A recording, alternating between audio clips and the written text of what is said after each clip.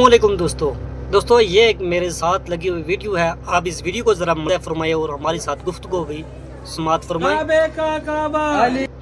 नाजरीन, ये जो ऐसे लोग होते हैं जो पीर परस्त होते हैं, जो कब्र परस्त होते हैं, जो पीरों को कब्रों को सजदा कर रहे होते हैं, ये कौन लोग होते हैं, कहाँ से आते हैं ये लोग? इसी टॉपिक के ऊपर हम बात करने वाले हैं। और ऐसे लोगों को जो अगर किसी फ़िरके के साथ जोड़ा जाता है तो बरेलवी मकातब फ़िक्र है, जिसके साथ ऐसे लोगों को जोड़ा जाता है कि ये बरेलवी लोग हैं या उनके तबके के जाहिल अवाम है, ठीक है। लेकिन कोई ये नहीं कह सकता कि ये देवबंदी है या अहले हदीस है, वहाबी है, ये कोई नहीं कह सकता, क्योंकि सबको पता है कि वो पीर परस्त नहीं है, वो कब्र पुजारी नहीं है, ठीक है। इसलिए उनके साथ जोड़ा नहीं जाता। और बरेलवी मकातब फ़िक्र से इनको क्यों जोड़ा जाता है? असल वजह यही है कि अक्सर होते भी वही हैं, उनके जाहिल तबके के लोग होते हैं। और जाहिल नहीं, ज़्यादातर ऐसे कुछ थोड़े बहुत पढ़े लिखे उनके उन मदरसों में पढ़े होते हैं जिन मदरसों में ज़्यादा पीर परस्ती को ज़्यादा सिखाया जाता है, गौस से पाक को ज़्यादा पढ़ाया जाता है, गौस से पाक की किस्सों को ज़्यादा सुनाया जाता है, पीरों की शान को नबी की सीरत से बढ़ा कर तो शायद पढ़ाया जाता है। इसीलिए ये लोग पीर परस्त ज़्यादा होते हैं, कब्र परस्त ज़्यादा होते हैं। पीरों की शान ये इस तरह से बयान करते हैं, नौज़ुबिल्लाह, जिस तरह से कि हम नबी सल्लल्लाहु तआला अलैहि वसल्लम की शान को बयान करते हैं, ये पीरों की शान इस तरह से बयान करते हैं। बाज़ औक़ात तो वहाँ से भी गुजर जाते हैं, पीरों को उस दर्जे पे जाके खड़ा कर देते हैं, नौज़ुबिल्लाह, अल्लाह के मुकाम पर, ठीक है।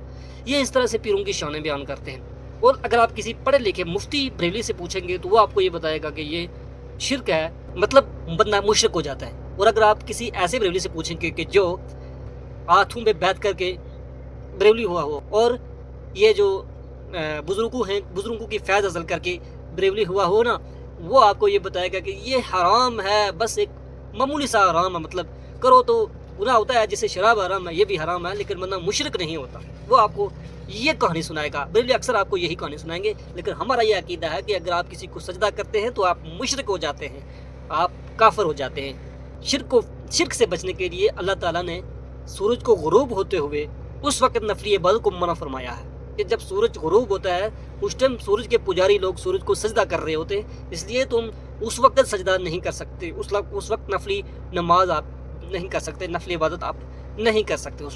उस वक्त अल्लाह ने इसलिए मना फरमाया कि काफिरों की मुशाबत ना हो जाए। भी हैं, इनके खतीब हैं, कहानीबाज हैं, वो ये कहते हैं कि ये शिरक नहीं है लेकिन हराम है, मतलब मुशरिक तो नहीं होता लेकिन हराम है। कुछ ऐसे वो कहानी किस्से सुनाते हैं। तो भाई मेरा आपसे ये सवाल है कि अल्लाह ताला जब काफिरों की मुशाबत इख्तियार करने को मना फरमा रहा है, तो अगर ये मुशरिकों का ये तरीका है, काफिरों का ये तरीका है, जिस तरह से वो हिंदू करते हैं अपनी देवी देवताओं की पूजा और पता नहीं क्या क्या करते हैं उनके साथ, तो आप भी ठीक पीर परस्ती उसी तरह से करते हैं, ठीक है। तो ये पीर परस्ती छोड़ दें, क्योंकि ये जो उनका रवाज और रस्म है हिंदुओं की, और गैर मज़हब ऐसे हैं कि जो अपने देवी देवताओं की पूजा या पीर परस्ती या कुछ इस तरह का अपना खुदाओं की पूजा कुछ इस तरह से करते हैं। तो हमारे मकतब फ़िक्र, हमारे मुसलमान तबके के अंदर भी एक ग्रोह ऐसा है जो ठीक उन्हीं के नक्शे कदम पर चलता है।